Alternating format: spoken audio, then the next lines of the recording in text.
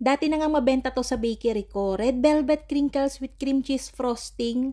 Ngayon lalo pa siyang naging mabenta as in dinoble. Sabi kasi ng mga suki ko, mas sumarap daw. Kaya huwag na nating patagalin yan at simulan na natin. Ipid nga lang yung recipe natin kaya pasok na pasok to sa budget.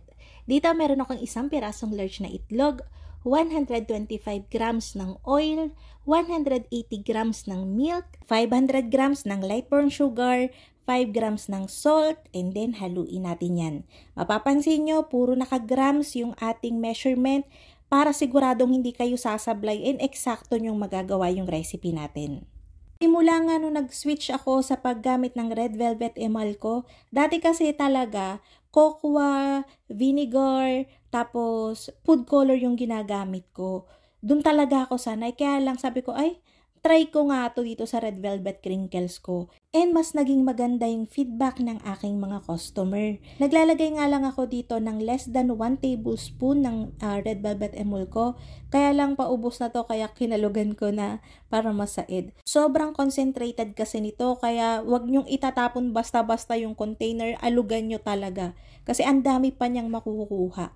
So, hinalo lang natin yan and dito magsisift tayo ng 30 grams ng powdered milk, 8 grams ng baking soda, 12 grams ng baking powder, and then haluin ulit natin yan para para mamaya pag nilagay natin yung flour, ay di halong-halo na talaga yung leavening agent natin para pantay yung alsa ng lahat. After nating mahalo yan, ito na yung kulay niya. Tingnan nyo naman, wala tayong nilagay na food color pero yung emal ko ay color and flavor na. So, mas matipid siya actually. Lalagay na natin yung ating 600 grams ng all-purpose flour. Ang lagi kong gamit simula pa dati, 15 years ago pa, wooden spoon ng Pilmico. Hindi ako nagpapalit talaga ever since kasi ito na talaga yung pinakamagandang outcome sa akin. So, nilagay ko muna yung kalahating batch ng flour natin. Imimix natin yan.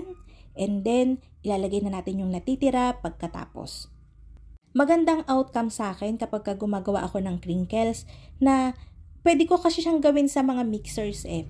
Kaya lang hindi ko siya ginagawa kasi mas nagiging moist, chewy, and soft yung crinkles ko kapag mano-mano ko lang siyang hinahalo compare sa ginamitan ko siya ng mixer. Kaya kahit 2 kilo, 3 kilo, minamano-mano ko lang talaga yung paghahalo kasi mas maganda yung outcome. Kaya spatula na lang din yung ginagamit natin para ngayon hindi ma-form yung gluten.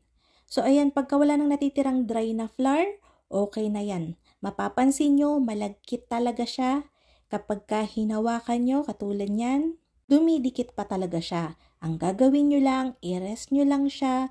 Diyan lang sa room temperature, huwag nyo nang takpan for 30 minutes. Huwag nyo tong ilalagay sa ref o ilalagay sa chiller kasi magmo-moist to kapag nilagyan natin ng powdered milk. Iba yung timpla nito compared dun sa mga regular na crinkles.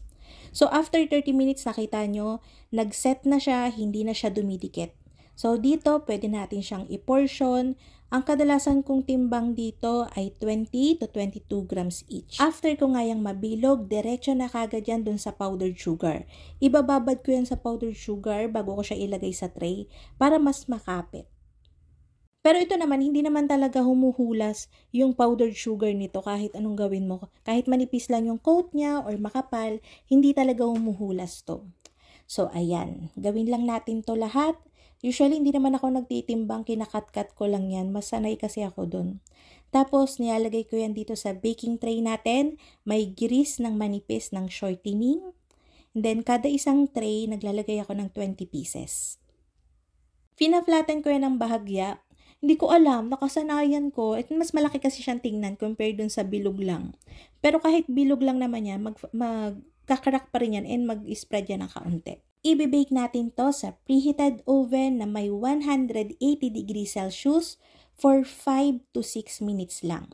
Huwag nyong sobrahan, basta nag-crack na yan within 5 to 6 minutes, ahunin nyo na. Kapag kainahon nyo yan, medyo malambot pa yan. So, pabayaan nyo lumamig and magiging okay na yan.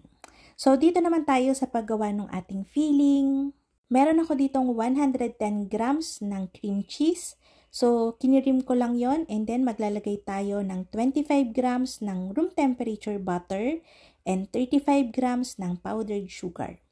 So, imimix lang natin yan and then Optional na to kung gusto nyong mas ma-enhance yung lasa ng cream cheese.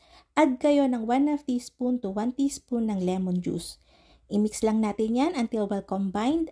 And then, ang ginagawa ko, nilalagay ko muna siya sa freezer or sa chiller para nakaset na siya kapag ipapalaman natin. Para hindi maging basa. Alam niyo yung namamasa-masa dun sa loob ng crinkles. Hindi. Once na nag-set na yan, okay na yan i-leave kahit siguro mga 3 hours, 6 hours sa room temperature. Pero mas maganda to, ang ginagawa ko talaga dito, nasa chiller to sa tindahan pagka binibenta. 32 pieces yung kinalabasan nitong mga sandwich na red velvet crinkles. So binibenta ko to sa tindahan ng 20 pesos each. Mura lang kasi talaga ang benta ko dun. Pero okay na yun. So, ayun na nga mga kalutong tinapay. Sana'y nagustuhan niyo yung ating video for today. Magkita-kita tayong muli. Ito pong muli ang lutong tinapay. Bye-bye!